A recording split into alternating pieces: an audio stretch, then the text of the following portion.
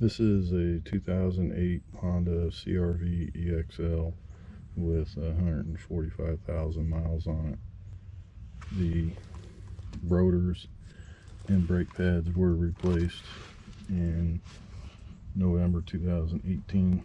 There was a screeching noise being made when the brakes were applied. And after removing the wheel, if you look right down in there, you can see that pad is almost completely gone.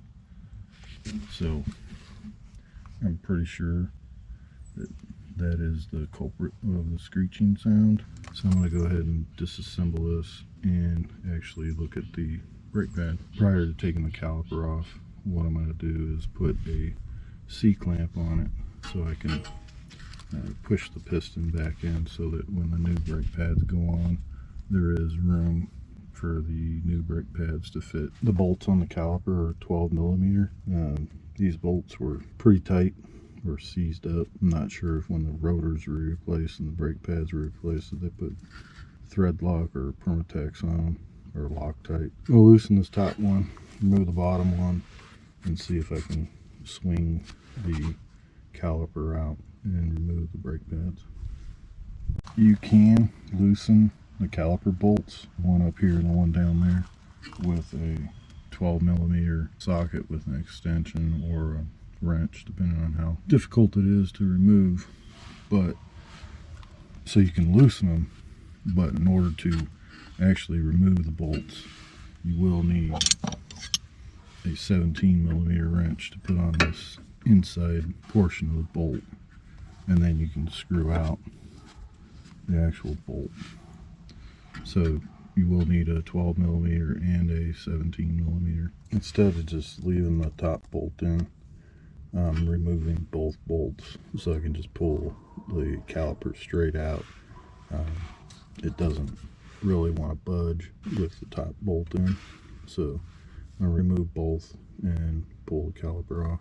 You do want to be prepared that if the caliper doesn't want to come off, then more than likely the caliper is stuck to the compound that may be on the brake pad, the top of the brake pad. So sometimes you have to break that loose before the caliper will come out. Prior to putting the C-clamps on the brake caliper, I opened up the brake fluid reservoir, just loosened the cap up but left the cap on, just to prevent it from getting contaminated. And this should make it easier to push the piston in. Here's the current issue. The piston on the caliper does not want to go in. So several things that I've done is I put the clamp on it. I used the old brake pad to get equal pressure put on the piston.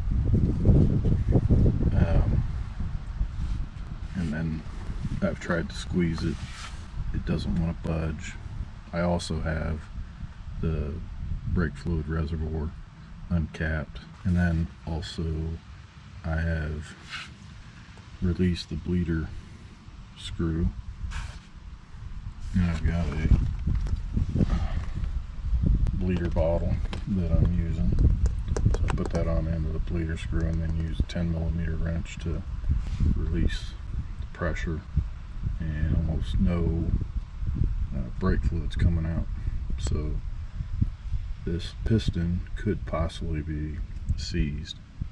This is not a turn type piston where you have to have a special tool and turn it to get it to go back in.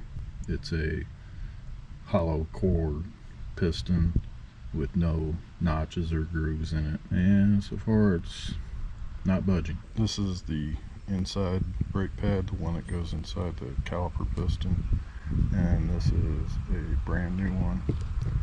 You see a big difference between the pad wear on them. This one is the new outside brake pad, and this is the old outside brake pad. Again, huge difference between the wear on this one and the new one. These are the old rear brakes, rear brake pads. And this one is worn slightly more than this one.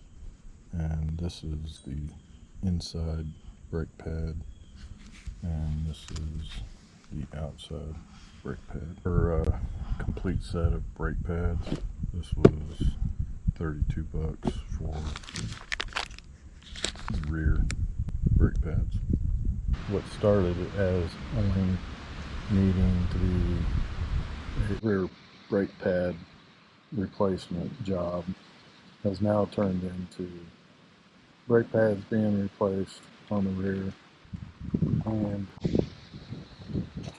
new calipers and brake fluid, because this caliper right here, I got it in a vise, and that piston will not go in at all, and the bleeder is open, the brake line going to it is open, and this piston is not going in. It does not screw in. It does not require a tool for getting it to go in. It's completely seized. And something else is that, specifically on this one, I don't know about the other one yet, but this outside brake pad, if you look at it from the side, you may not be able to tell. This pad specifically is canted and it's worn down a whole lot more than the other one. This is the other side, which is a little bit thicker. So yeah, the caliper is completely seized up, will not move. So this one's being replaced, and because this one needs to be replaced, the other one's going to be replaced as well, since they should be replaced as pairs. Both of the brake calipers for the rear of the 2008 Honda CRV AXL do have different part numbers, and this one is the right rear passenger side, and this is the driver's side rear brake caliper. And it does come with hardware. It comes with the sliders, it comes with the brake hose, bolt, 2 washers, and then it also comes with this spring clip, and that's in each one of them. These cost $79 each. Alright, so I got the brake caliper and bracket on.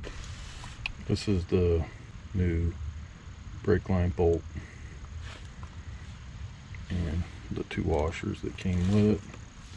So I'm gonna get rid of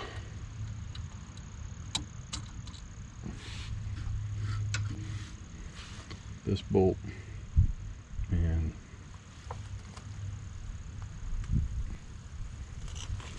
there's another wash on it right there, and then the other one's already off.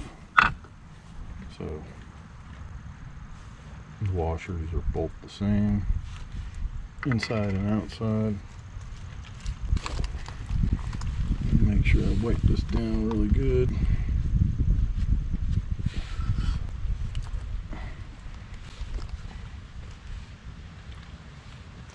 There is a plastic cap on the caliper that you have to remove.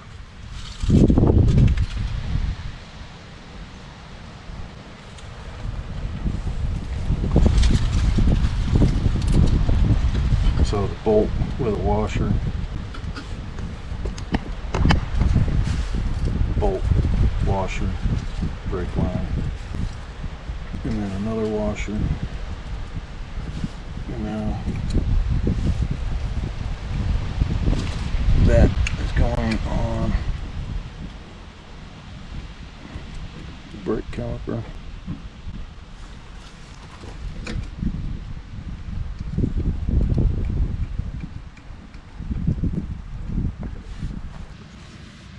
There is a pin right here that's on the brake line where it connects to the caliper. So just line that up in there and then tighten your bolt down. And I believe it is an 11mm. This is definitely one you want to make sure is tight, not over tightened, because you don't want to cause it to leak.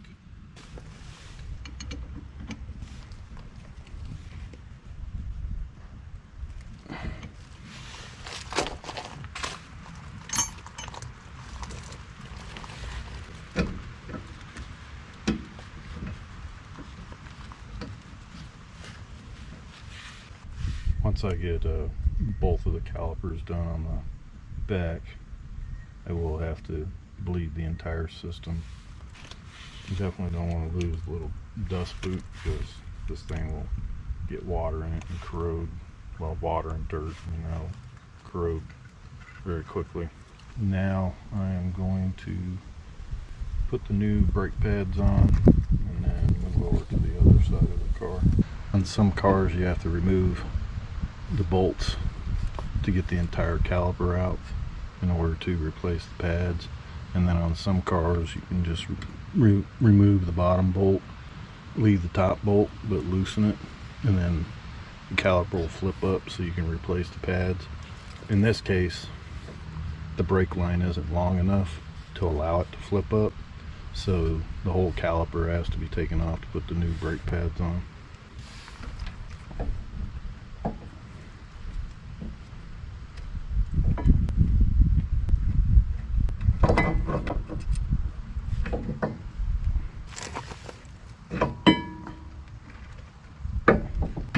First you have to put these two slides in. Some people use the slide grease on these, some people don't. I'm going to put some on it for both the bottom and the top. So I got the grease on this one and this one. You don't need to put it all over the place, because the brake pads aren't going to slide anywhere but on those spots, and you don't need to get too crazy with how much you put on there. In fact, the more you put on there, the more grease, the more the grease is going to pick up the brake dust and everything else and build up and make it really gunky. And then you just place it right in the center, push down here, and it locks it down.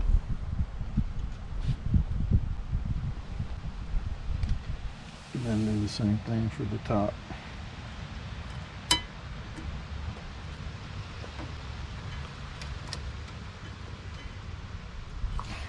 You do want to make sure that you're not getting this grease on your rotor, because it's not going to help. It's on the brake pads. This spring clip right here, you have to slide in here, and then once the other side's in, shift it over so that it is centered, and you see where it sticks out on both sides like this. And then put your inside brake pad on. You have to be aware of these prongs on the back side of the inside brake pad. It wants to go to the outside of the hole on the piston. So you start having trouble looking there to see if that prong is not going inside the hole of the piston. Once you have the inside brake pad in the piston, place the front side brake pad in here. If you're trying to put both of them on at the same time, you're going to find that it's not going to want to go in. So make sure you put this one on, and then put your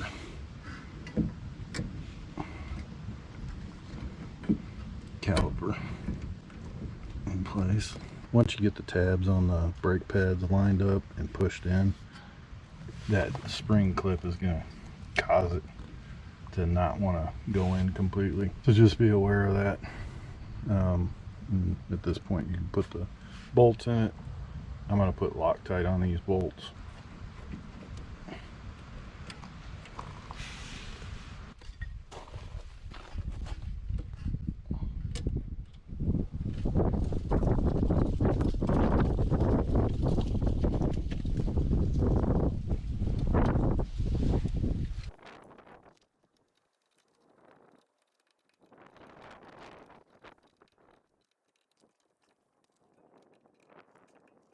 The brake line with the new bolt, a washer to the inside, a washer to the outside, tighten down.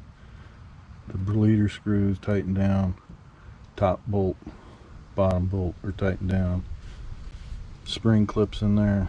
The slider clips are in there on the top and bottom, and the brake pads are where they need to be. Now I'm going to move to the other side, and then I'll have to come back and start bleeding the brakes.